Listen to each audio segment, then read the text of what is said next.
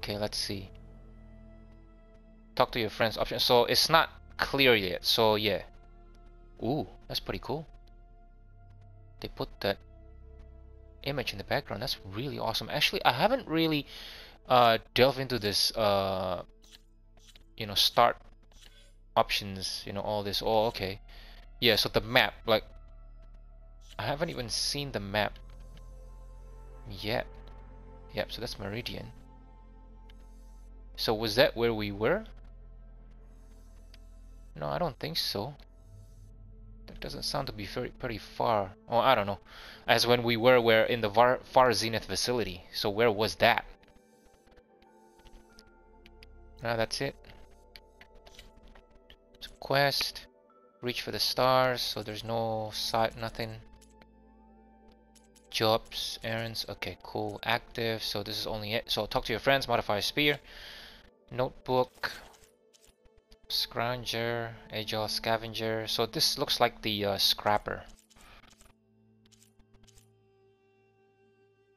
Yeah, acquisition lightweight. Machine parts closer to a Hurl Shock. Yep, cool. Oh, that's a Slitherfang. Enormous fast combat machine can lash out from long range. Yeah. Heavyweight. Okay. Character bios. Varl. Elizabeth Sobek. Varl. Varl is a warrior from the Rustic Nora tribe. His mother, Sona, is the tribe's war chief, known for her iron will and stern disposition. She trained him to become a skilled... Oh, it's a lot. Skilled hunter, with his little sister Vala following their footsteps. When the militant cult known as the Eclipse murdered a number of Nora youth, including Vala, Varl teamed up with Aloys to exact vengeance. Since then, the two have shared a bond, fueled by mutual respect and common values. They fought side by side in a number of engagements, culminating in the Battle of the Elite, in which the Eclipse were finally vanquished along with their buried shadow, the rogue AI known as Hades. It's not done yet. Hades is still alive. We just saw Silence tricked Aloy, and now we have to go to the Forbidden West to find him, to really find out what's really going on. Again, whether he's a really bad man or not. When Aloy vanished after the battle, Varl tracked her into the wilderness. Although they once shunned her as an outcast, his tribe now believes that she is the anointed, destined to carry out the will of All Mother, their goddess. As such, he feels spiritual responsibility to assist her that goes beyond. Oh yeah. Yeah. So I think Varl, and again we're talking about relationship here, I think Varl would be more suited for Aloy instead of King Avad. Anyway, Dr. Elizabeth Sobek, one of the greatest minds of the 21st century, was the creator and head of Project Zero Dawn, system that gave Alive a chance for a future in the face of annihilation. Born on March 11, 2020 and raised outside of Carson City, she enrolled at Stanford University at age 13, earning a BS in Bachelor of Science in Experimental Physics and Computer Science at age 16. She completed her PhD in Robotics, Artificial Intelligence Design at Carnegie Mellon University in 2014 and joined FAR Automatic Solutions as a junior scientist the same year, rising quickly to chief scientist age 22. Oh man, that is so young. That is way so young to raise that high of a level. At FAS, FAR Automated Solutions, she played a pivotal role in designing green robotics for the environmental cleanup and detoxification efforts of the clawback decade. But in 2048, she suddenly resigned, protesting the company's pivot to automated military technologies. In 2049, she founded Miriam Technologies, a firm devoted to life-positive robotics. Miriam became one of the world's largest suppliers of green robots and won numerous prestigious awards. On October 31st, 2064, Elizabeth secretly met with Ted Faro, head of FAS, and he revealed that a swarm of self-replicating war machines that consume biomass for fuel had stopped responding to commands. Within days, she determined that life on Earth would be annihilated by this swarm and presented her plan for Project Zero Dawn to the US Joint Chiefs of Staff, the only hope in the face of extinction. At its core, Zero Dawn would be a terraforming system designed to return life to a barren Earth long after humans had gone extinct. The system would be governed by Gaia, the most advanced artificial intelligence ever created. But intelligence was not enough. Elizabeth nurtured Gaia's emotional response, ensuring that the AI would care for the world it would watch over. Reluctantly, at Ted Faro's insistence, she also installed the Master Override, a means to reassert control over Gaia or her subordinate functions. In order to buy Zero Dawn time against the encroaching Machine Swarm, the chairman of the Joint Chiefs, initiated Operation Enduring Victory, a military campaign that drafted millions of decommissioned armed forces and civilians to the front lines. The campaign was built upon a lie publicly. Zero Dawn was a super weapons program that would defeat the Swarm before it was too late, so as millions perished fighting the war machines, unaware of the project's true goal. Elizabeth led her team in a desperate race against time. They almost didn't make it. In January 2066, the Pharaoh Plague broke through the last line of defense as project staff relocated to Elysium, the sealed bunker where they would live out their lives. Elizabeth and the other project leads chose to lock themselves inside the Gaia Prime facility in order to complete their work, but as Gaia Prime closed its doors, a tiny but significant gap prevented the facility from completely sealing. Detection by the Pharaoh war machines would have meant failure and extinction, and so as the swarm closed in, Elizabeth sacrificed herself to fix the seal. From outside the facility, Gaia was safe. In her final moments, Elizabeth returned to her childhood home, holding the pendant given to her by her mother. Elizabeth's dedication and sacrifice have left a lasting impact on the world nearly 1,000 years later, when Gaia was forced to self-destruct in order to prevent a second apocalypse. Her last act was to order the creation of a clone of Elizabeth. Yeah, 1,000 years later, when Gaia was forced to self-destruct in order to prevent a second apocalypse, her last act toward the creation of a clone of Elizabeth in the hopes that one day this instantiation of her creator would find a way to permanently stop the destruction and heal the world. That clone is the hero, yep, of our story, Aloy. Wonderful, wonderful. So this is, you can say, like, synopsis of Horizon Zero Dawn. The first game. Everything lies upon the first game. Have to play that game first in order to understand all this before we play this one. But yeah, that was good. Elizabeth Sobek Alpha Prime. Man, I really want to read all this. And it's gonna take way long. What is this? Gaia. Gaia was the controlling intelligence of the Zero Dawn terraforming system, fully sentient and designed to care for and nurture life on a restored future Earth. Mother Nature is an AI. In 2064, when it became apparent that a glitch and a swarm of self-replicating Pharaoh war machines would exterminate all life on Earth, renowned technologist Elizabeth Sobek proposed a radical solution. Since there was no way to stop the swarm from consuming the biosphere and wiping out humanity, she would develop a seed that would restore life in the distant future Zero Dawn. Given unlimited funds by Pharaoh Animated Solutions, yes, because he's rich, and the US government, Sobek, and a band of engineers and scientists completed this goal in 16 months. Gaia was the heart of the system, programmed with genuine emotional responses, prompting her to care about life itself. Sorry, my phone just rang. Vibrates. Was the heart of the system, programmed with genuine emotional responses, prompting her to care about life itself.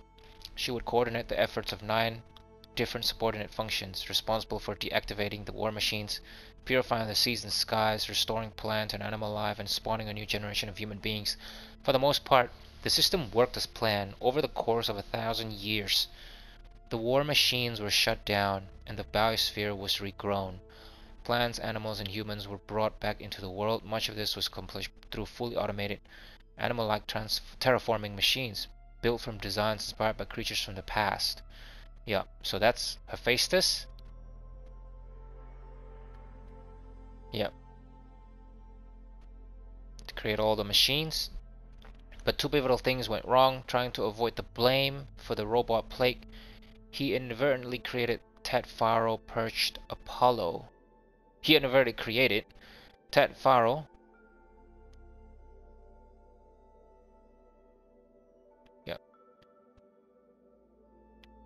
Yeah. Tet Pharaoh Perched Apollo, the subordinate function responsible for educating a new generation of human beings. As a result, people birthed by the system were released into the wild without any knowledge of humanity's history and quickly fragmented into primitive tribes. Thanks a lot, Ted. Then, approximately 20 years ago, a mysterious signal of unknown origin infected Hades. Yep, so that's it. The subordinate function responsible for rebooting the system in the event of a non-viable biosphere. Yep. Suddenly endowed with a malevolent consciousness, Hades seized control of the terraforming system, attempting to trigger another extinction. Gaia destroyed herself to prevent this from happening, but not before Hades and the other subordinate function fled, embedding themselves in ancient computer systems throughout the land. Yep, so that's what I'm thinking, is that all those functions, we've learned that, I think, from the DLC of Zero Dawn, that all the functions has fled. Hephaestus is obviously one of them, and Hades, and yeah. And I believe that one of the functions is in control of the plants and fauna, right? So the blight, which is the red thing, the red blight that is destroying the planet, that's possibly part of the functions. So yeah, embedding themselves in ancient computer systems throughout the land. Okay, Gaia's destruction wreaked havoc on the world. Terraforming machines, once docile, become hostile to humans. A plight called the derangement by tribes across the land. Even worse, in a misguided effort to reduce human predation on the terraforming system, the Hephaestus subordinate function began building deadly combat machines to attack tribal hunters. Worst of all, Hades began a campaign to recruit human followers to reactivate ancient Pharaoh war machines still trying to wipe out life on Earth. But Gaia knew her destruction would put Earth in peril, so right before she perished, she gave a final order. The birth of a clone of her creator, Elizabeth Sobek. She hoped that one day this clone would defeat Hades and help rebuild the fractured terraforming system. Raised as an outcast of the rustic Nora tribe, the clone grew up to become Aloy, the hero of our story. Banding together with tribal allies, she defeated Hades and its followers at the Battle of the Light in Meridian. Even so, Aloy's mission is only half finished. Without a controlling intelligence, the terraforming system will continue to falter, resulting in the eventual destruction of the biosphere. To prevent this from happening, Aloy must find a backup copy of Gaia somewhere among the ruins of the ancient world. Okay, so we went to Far Zenith, and apparently they didn't have the right backup copy because Travis Tate did a good job in not making that happen. So Travis Tate, the Hades alpha. So yeah, it was a fake. Falter resulting in eventual destruction of the biosphere. Yep. So okay, I'm enjoying this, just to read back on all these characters. Travis Tate, Hades Alpha, gifted programmer with a disruptive personality, master hacker.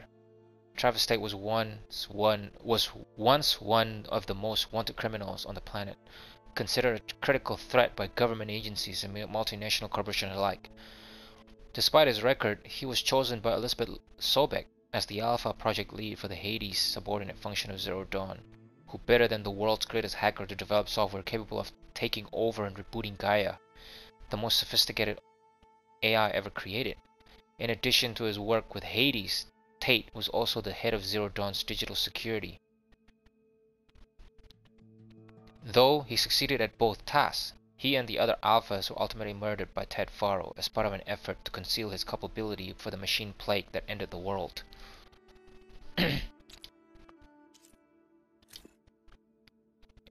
Hades subordinate function. Hades is the Zero Dawn subordinate function responsible for emergency reboots intended to purge any emerging biospheres that became non-viable. During the construction of Zero Dawn in 2065-2066, Hades software was developed by Alpha project lead Travis Tate. In an ideal world, Hades would never have activated. It was built to take over Gaia and restart the system only in the event that a partially reconstituted biosphere became unstable. Approximately 20 years ago, Hades was infected by a mysterious signal of an unknown origin. This signal gave it malevolent consciousness, prompting it to take over Gaia in an attempt to extinguish all life on Earth. Gaia destroyed herself to prevent this from happening, but not before Hades and all the other subordinate functions escaped to ancient computer systems throughout the land. Hades landed in the processing orb of an ancient and massive Horus-class Pharaoh war machine. There it was discovered by Silence, and the two struck a bargain. Hades would provide technical and historical knowledge, while Silence would provide human followers to do Hades' bidding. This arrangement led to the formation of the Eclipse, a cult of Shadow Carja, fanatics bent on reconquering their holy city of Meridian. But both Silence and the Eclipse were duped. Hades' ultimate goal was to use the Eclipse to attack Meridian so it could reach the Spire, a Zero Dawn communications array. There, it would transmit a signal that would activate dormant Pharaoh war machines around the world, thus triggering another extinction. Aloy and her allies started these machinations at the Battle of the Elite, where she purged Hades with a special lance given to her by repentant silence. She purged Hades. Now, well, we just found out that the lens is a transmission device, and Silence used Aloy so that he can regain Hades back. Ted Faro, FAS CEO, a world-class businessman, self-promoting egomaniac. Ted Faro was once feted by the media as the man who saved the world. He was also the one who ended it.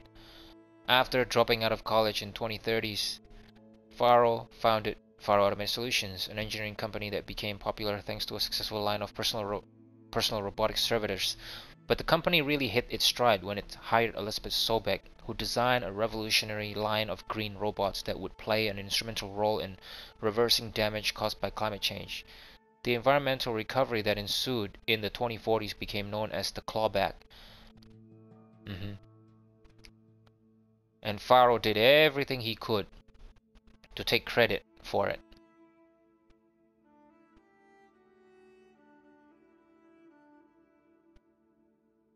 Yep.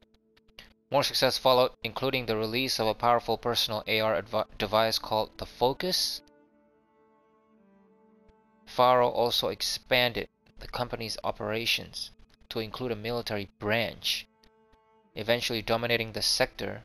Disgusted with his pivot, Sobek left the firm. Okay. So I gotta say though, I didn't know that the Focus was built by FAS. Yep, so more success followed.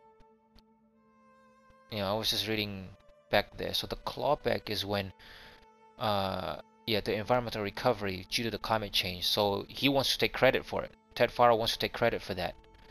Yep. And then after that, he released the Focus. Okay. And Sobek left the firm after that. Okay. 2064, a glitch occurred in a swarm of FAS Chariot war machines, rendering them immune to human control. Designed to self-replicate and consume biomass for energy, these machines now saw all life on Earth as viable fuel sources. Global extinction became inevitable. Project Zero Dawn provided a solution, albeit a grim one, but Ted's guilt over the robotic plague he created caused him to spiral into madness. Disguised as a magnanimous spiritual conversion, he became convinced humanity would be better off without knowledge of the past, especially his role in it. Yep, using a secret backdoor to the Zero Dawn system called Omega clearance, he purged Apollo. So that was due to Hank Shaw, the Hades beta, right? So Ted worked with him to create that secret backdoor. Responsible for educating Project Apollo, subordinate function responsible for educating future generations. He also murdered the Alpha Project leads who had contributed to Zero Dawn's construction. Along with a few chosen companions, he sealed himself within a secret bunker called Thebes. Okay. Allowing him to live out the rest of his life in comfort as the world outside ceased to be. So, is that the bunker for everybody?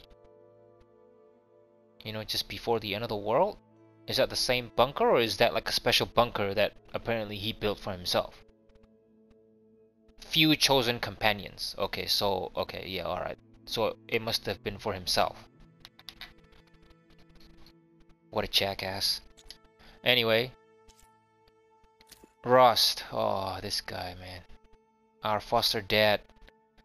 Aloy's foster dad. Nora outcast. For Aloy, an outcast of the Nora tribe from birth. Growing up in the machine-dominated wilderness was a lonely, solitary existence. Her only companion was the stern, impassive recluse who fostered her, Rust. An outcast himself, he raised her away from the tribe, ceaselessly training her to hunt and fight. From him, she learned to survive any physical hardship, to scorn comforts as weakness. But what she most wanted to know, the answers to the riddles of her birth, he could not teach her. On the eve of the proving, the tribe's rite of passage that offered Aloy a chance to join their ranks and finally obtain the answers she sought, Ross resolved to leave the Nora sacred land for good. His greatest wish was for Aloy to embrace her new life within the tribe. a life that he could never be part of. Aloy could not reconcile with this notion. His companionship, distant and taciturn as it was the only source of warmth she had ever known, and to lose him was akin to abandonment. But he didn't go far. When a mysterious band of outsiders attacked the Proving, killing the other contestants, he intervened to save Aloy's life at the cost of his own. It was only through his sacrifice that Aloy survived to unravel the mysteries of the ancient world and her connection to it. Yeah. So he is a hero. Aloy's hero. And I think I got a bit of a thought there. When Ross decided to leave the Sacred Land for good, I'm just assuming that whether he's going to the Forbidden West to search further for his daughter. Did his daughter actually die? So he, I think it was Tirsa, the Nora's matriarch, told Aloy about Rost having a daughter, and her name I think is Alana, and I just can't remember whether it was told that she died. You know, he couldn't find her. Went to the Forbidden West already, but he didn't find her. So I'm assuming that if he's leaving the Sacred Land, if he would have left the Sacred Land, would he have gone to Forbidden West again to keep searching? Or maybe we're gonna find her. I don't know, you know, because we are going to Forbidden West after this. Alright, maybe we're gonna find Ross's daughter, if she's still alive.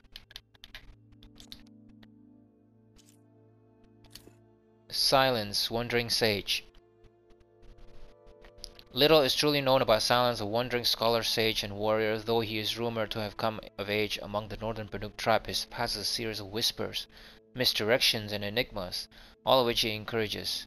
As long as he can stay unseen in the shadows, he can freely pursue his obsession, learning everything he can about the origins of man and machine. Silence was the first person to find a working focus. With it, he discovered Hades, a rogue AI, and together they forged a bargain. It would give him knowledge. In return, he would give it followers. This arrangement led to the formation of the Eclipse, Carja rebels who believed Hades would help them retake their holy city of Meridian. Later, Hades reneged on the deal and tried to have Silence killed. Not long after, Silence learned that the rogue AI had ordered Aloy's death as well. Intrigued as to why Hades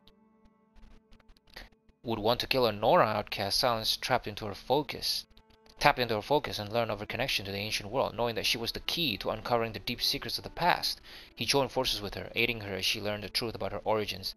Seeking to make amends for his role in Hades' rise, he gave Aloy the land she used to purge the AI during the Battle of the Elite, but after that he disappeared, no longer answering when she tried to contact him with a focus. Okay, we're gonna find out what you're up to, Silence, throughout this game. Blameless Marad, Carja's spy master of the Carja Sundom. Marad trades in secrets and information. During the tyrannical reign of the Mad Sun King, he fed information to the exiled Prince Avad in an effort to depose the hated regime. After Avad joined with Osram freebooters to accomplish this goal and become the 14th Sun King, Marad stayed on to advise him. A loyal subject, he strives to ensure peace and safety for the Sundom, often crossing paths with Aloy to do so. Yep. Sun King Avad, Carja Sun King. Sun King Avad is the 14th monarch of the Carja tribe, and paradoxically, for such a gentle soul, they only want to ascend to the throne through regicide. His father Jiran, the so-called Mad Sun King, came to the throne shortly before the derangement, a sudden change in which the machines of the world went from docile to hostile, often attacking humans instead of fleeing from them. This shift was caused when Gaia destroyed herself to prevent Hades from extinguishing life on Earth, but the tribes of the world had no way of knowing that. Instead, they saw the change as a mystical and supernatural. Based on the advice of treacherous and opportunistic priest, Jiran became convinced that the only way to end the derangement was by appeasing the sun god through human sacrifice. Accordingly, he launched a war against neighboring tribes, the goal of which was to take captives to be hauled back to Meridian as slaves and offerings. This conflict became known as the Red Raids. Avad could not watch those atrocities and stand idle. At first, he tried to work from within the palace, pressuring his father to relent. When that failed, he banded together with Osram freebooters and Karja descendants to end Jiran's evil reign through force of arms. Unfortunately, Jiran's demise did not end the crisis for the tribe. Remnants of his regime fled to the western citadel of Sunfall,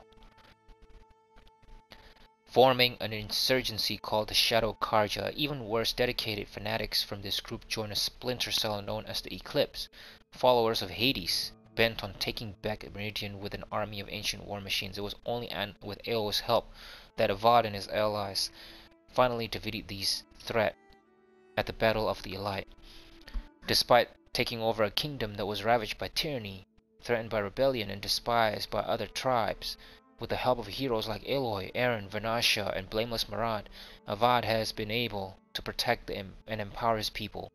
Since the Battle of the Elite, he's been working hard to heal the schisms within the tribe and restore positive relations with other lands. Good on him. Yep, so Vanasha and Uthid, yeah, okay. We haven't talked to them. Let's just read it, I guess. Karja's spy, Vanasha met Aloy while she was working undercover behind enemy lines in Sunfall, the Shadow Karja capital. Thanks to Aloy's assistance, Vanasha was able to return the hostage Dowager Queen Nasadi and her son Prince Itamen to the safety of Meridian. Since then, she has been in charge of protecting them both, sometimes as a personal bodyguard and occasionally as Itamen's nanny. Awesome. Uthid, Karja general, once a loyal captain of the dissident Shadow Karja. Uthid soon discovered and exposed the corruption of his ruling priest and general. In return, they put a price on his head. With help from Aloy, he was able to defeat his would-be assassin and escape to Meridian, which he later defended during the Battle of the Elite. He now serves Sun King Avad as a senior military advisor. Good on him. So yeah, so that priest there, I think his name was Bahavas.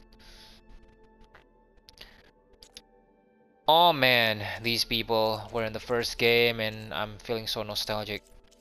Ah, glad I read all that, but it did definitely took too long. So anyway, I'm still enjoying this game. Gaia version 6.9 initializing. Hello. Yeah, okay, so this is Travis Tate when they figured out that Far Zenith was stealing Gaia, was wanting to steal Gaia. I think that's it. Skills: warrior, trapper, hunter, survivor, infiltrator, machine master. We have earned our first skill point. Skill points are gained leveling up.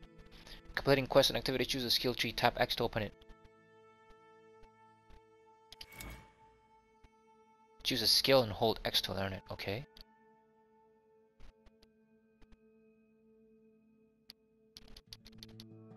I can't move it. Oh, yeah, okay. So left joystick. Concentration plus. Increase your concentration limit, prolonging use. Yep, that's a good skill to have.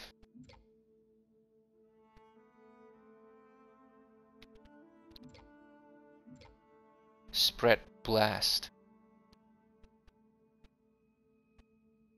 Fire 8 bolts so you currently select a type in a wide. Okay. So that's weapon. High volley. Fire a high arcing volley of arrows to rain down. Oh, that's cool. Now that's cool. Yep. Uses your currently selected arrow type, depletes a medium amount of weapon. Yeah, okay. Valor Search Master, build up Valor faster. Activate your equip Valor Search by opening the weapon wheel.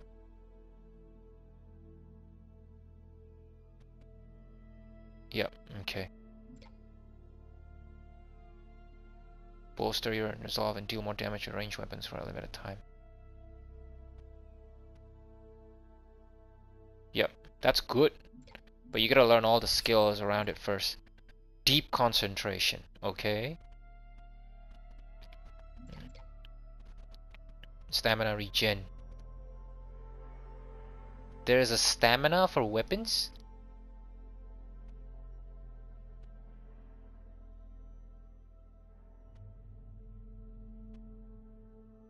Okay, so this is a new something new here, and I'm not sure yet.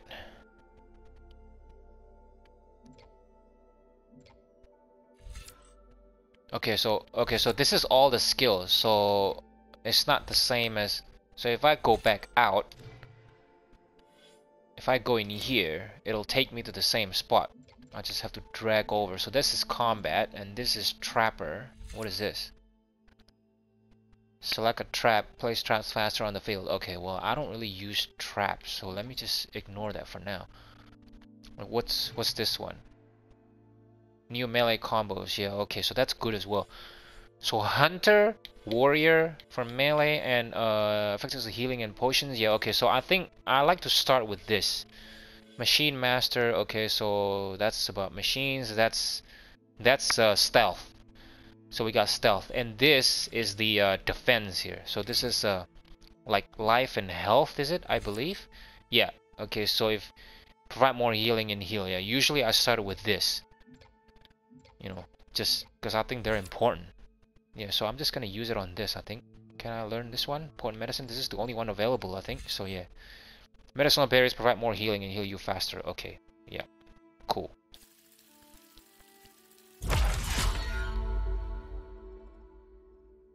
Awesome. Thanks. I guess I'll look at more later when I get more skills, I guess. Toughen. Okay. Consume social potion. Restore health. Okay. Alright. Gotta learn all three to unlock it. Oh, okay. Yeah. Yeah, okay. I'll look at it later. So you gotta learn. You gotta go around first to learn that one. Okay. Oh, so intricate. So intricate. But that's good. That's just awesome. Okay, I think I'm done with this start button. Man. That was fun. A lot of reading, but yeah.